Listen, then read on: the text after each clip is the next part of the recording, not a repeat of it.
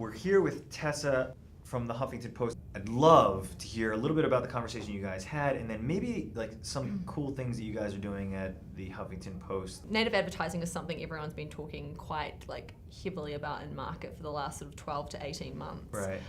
But there is still a lot of room to grow in the industry, and I said earlier today that even the Huffington Post has been doing native advertising since 2010.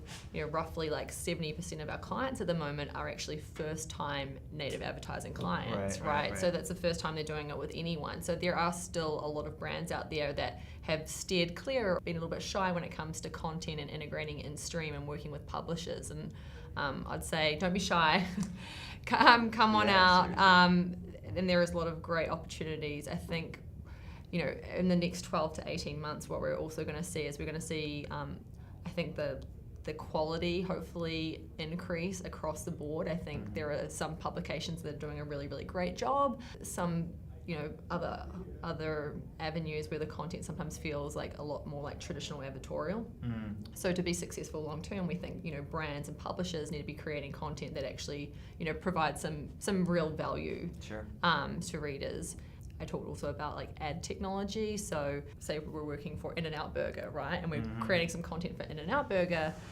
They're only on the West Coast. So we, serving that content to a Huffington Post reader that lives in New Hampshire is not that useful for them. So we can actually target, through our ad server to ensure that only people on the West Coast that are aged maybe between 18 and 34 will receive or see the content. Oh, very cool. And I think that's something you're going to see a lot more across the industry, like the application of ad tech to content. Do you feel like people don't even, it's almost a new thought, people don't even fathom that that's part of true content marketing, that you can target like that? No, and I think people are only just starting to talk about it now, but it's really about once you've got the content bit down, that I think brands first have to accept that the transition from traditional advertorial where you're really pitching your product quite blatantly to storytelling and thematically aligned storytelling to your brand. And once you've got that bit settled, then the next step is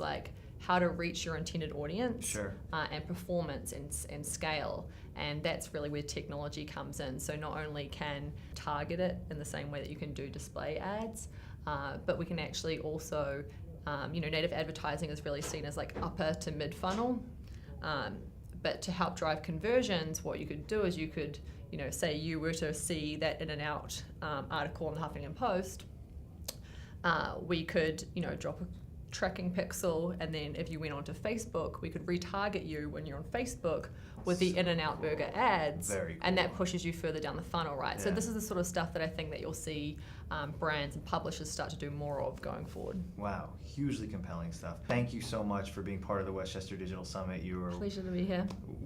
Absolute gem, and greatly appreciate your brain and all the compelling, exciting things that you guys are doing at the Huffington Post, and hopefully we'll have you back again next year. Awesome. Thanks, Tessa. Thank you so much. All right.